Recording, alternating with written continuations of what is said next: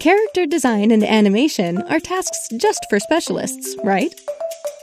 But what if you could create unique stories without worrying about technical issues?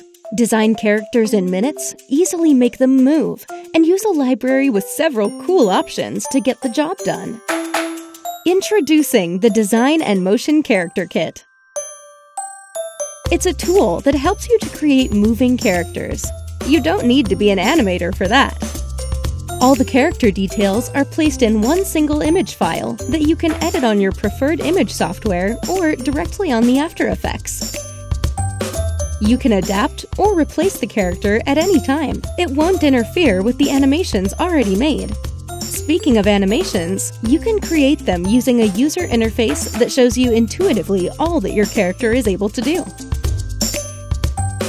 Well done, Doc! Look, you have company!